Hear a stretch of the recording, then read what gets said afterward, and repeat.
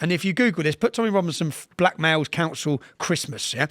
If you take the word Christ out of Christmas, we're coming, yeah? And it will be accused of blackmailing Christmas letter, yeah? So I sent every council this letter.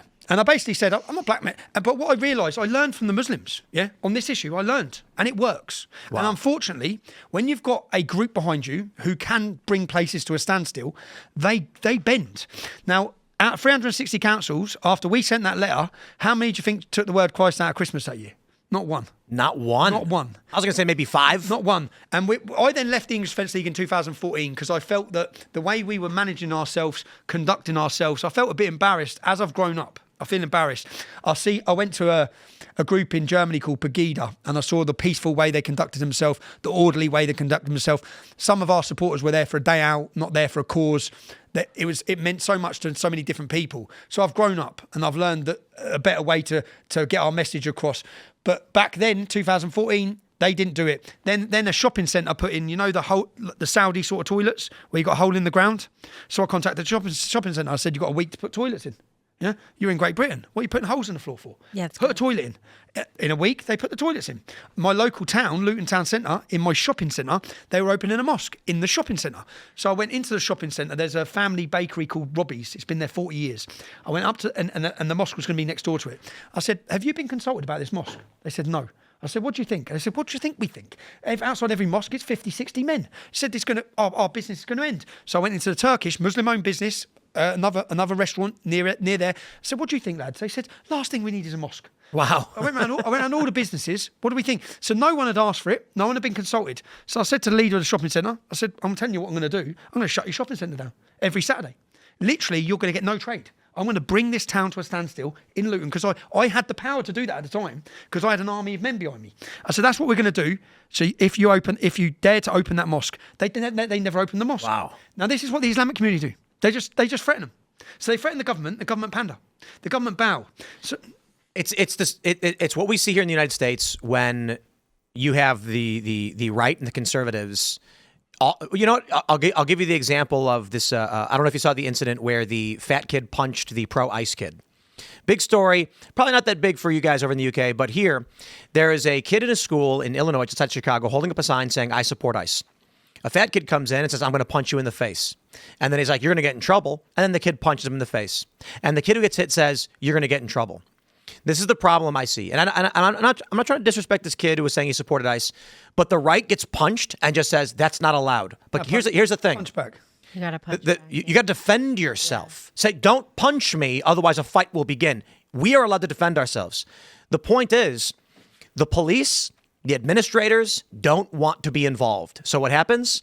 Someone says, if you do it, I will harm you. We get this from the far left all the time. The example that I love to give that back during the Berkeley riots was with the censorship on X, or on Twitter at the time. I said, do you think that Twitter fears Carl Benjamin pulling together a horde of classical liberals with torches to go burn down buildings? No, of course not. No. So when Carl Benjamin says something, they say, we don't care what your threats are. Do you think that they fear the far left will put on black masks with Molotov cocktails and crowbars and come beat and burn things down? Of course they will. So when the far left says, shut them down, they say, please don't hurt me, we'll do whatever you say. When Carl Benjamin says, that is immoral and wrong, they say, what are you going to do about it? Okay, yeah. You go after the pocketbook. No, That's exactly. The technique of the right, usually. In the city of Birmingham, they were building a mega mosque on a disused building, a massive mega mosque, and there was big arguments about it when we had the English Defence League. So we got up in the middle of the night and we played the call of prayer on a speaker system to let the community know what's going to happen. Muslims come out, they were rioting in the middle of the night. And then I went home and I read that a Muslim had attacked a police officer with a brick, but then 200 Muslims with the imam went to the police station, demanded his release, and they let him go. So I read this and thought, well, that couldn't have happened, yeah. So then, but as leader of the English Defence League, I used to have gold commander meetings with the police. So when we go to cities, we meet with the police hierarchy and we discuss what we're doing. We try and work with them to make sure it's a safe event. So I went to the meeting. I said, lads, can I ask you a question? So I read this story about when we was in Dudley and a Muslim attacked a cop with a brick and you just let him go. They all just looked at each other. I went, tell me that's not right. And they said, Tommy, we've got to weigh up. We've got to weigh up one arrest and one charge. Or we've got to weigh up a city burning in Birmingham. And if the city in Birmingham burns, so does Bradford, so does Oldham. We saw what happened in 2002. Yep. So it's one arrest, Tommy. And I said, So hold on a minute, lads. So who controls the streets of Birmingham? It's not you lot, is it? It's the imam. The imam told you what to do and you've done it. Now, you don't do that for us. And that's why they have a continued threatening force where their leaders say we won't be able to control the roof. You can't upset Muslims because they'll behead you. You can't upset Muslims because they'll blow things up. You can't upset them. And they use that. They use that. They use it. And I used it with it. And I learnt from them.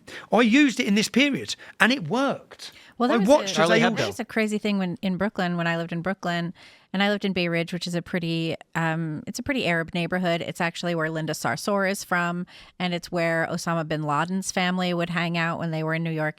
And I moved into this apartment building, and there was a call to prayer, and I could hear it all the time. And gradually, the church bells stopped, so I wouldn't be hearing church bells anymore. I would just be hearing the call to prayer. And when I moved out here, it was like, oh, wait a second, those are church bells again. And it felt so nice to hear church bells instead of all this chanting. And almost every weekend, there would be these massive anti-Israel protests right on my block where they were like yelling and screaming about Israel.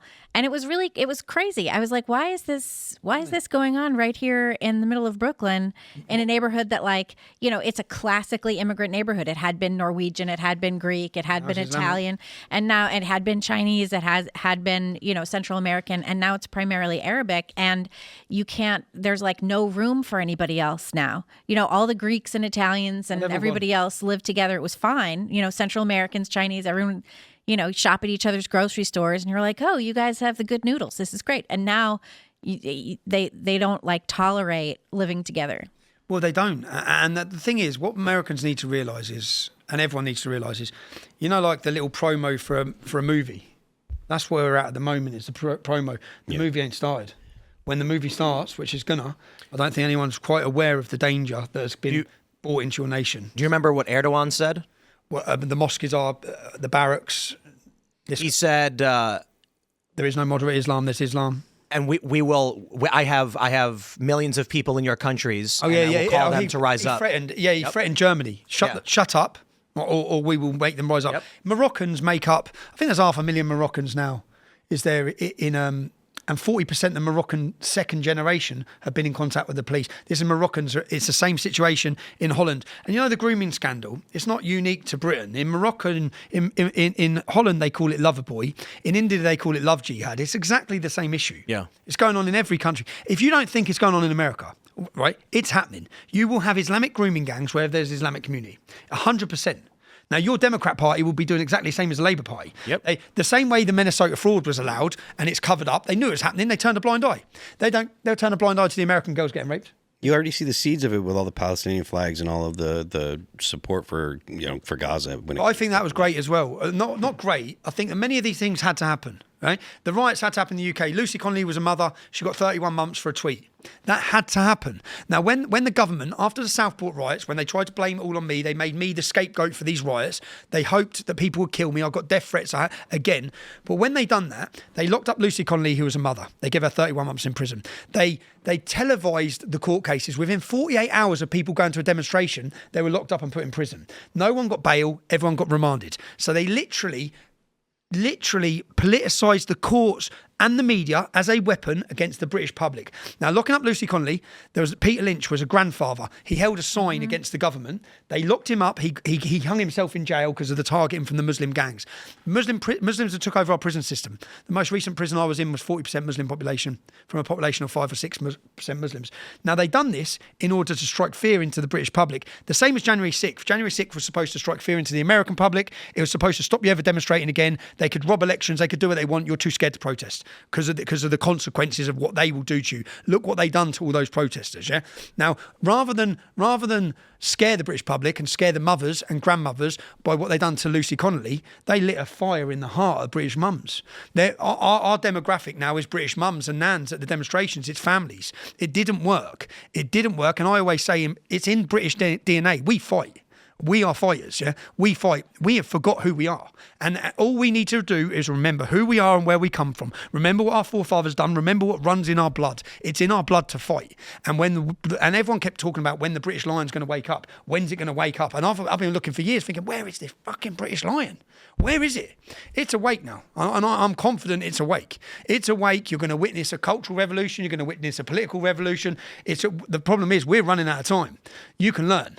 America can look and learn. It's whether you're brave. You have rhinos, you have people who are conservative in name only, you have all the same problems that we had. Yeah, it's whether they're going to stand up quick enough and fast enough before the problem is so embedded in your country as it has become in Europe. You have an opportunity to save America. And I do think that there is no path to winning for whatever this machine is that's supplanting the West, because it looks like the end result would be more just like the fall of Rome. It's gonna disintegrate. Chaos. Yeah, chaos is coming. Yep.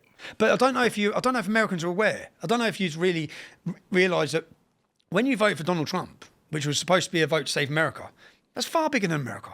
It was a vote to save Western civilization. Yeah. if you don't survive, if you don't have legitimate elections, if you don't have free speech here, there's no freedom anywhere in the world. Yeah. We don't have it. We live in a post-free speech era. Do you know when I heard J.D. Vance's speech? You know, recently Rubio in Munich. When we hear these speeches coming out of the American state, telling our European politicians that we need free speech as people. Do you know how much an uplift this gave all of us? I felt like we were losing. I felt like we had no hope.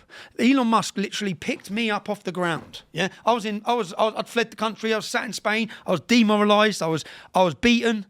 We'd lost all social media. We didn't have a voice. And then Elon Musk went, boom, go on, boys. There you go. Have your voice back. You know what it is? Elon's got a chip on his shoulder. He creates the best electric car company in the world. Tesla sound like hotcakes. Everybody loves it.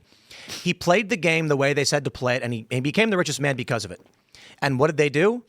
They exclude him from these events. They tax him. They bar his pay packages. And I think finally he said, it's a big club and you ain't it, even when you're Elon Musk. Because it's not about being rich. And this is funny. There's a meme where someone said that Elon is more in line with the working class than the billionaire elites. And the liberals look at that like a joke. No, the issue is if you are a globalist, World Economic Forum elitist, you are likely going to be wealthy and in the circle. And if you're outside that and gain power through other means, you are still never going to be welcome in. I think Elon personally is offended that he has done so much good the way they described it, and they still treat him like crap and try and strip him of his resources. So he says, I'm going Trump. Thanks for checking out this clip from Timcast IRL. Make sure to watch the show live Monday through Friday at 8 p.m. Subscribe to this channel, and we will see you all there.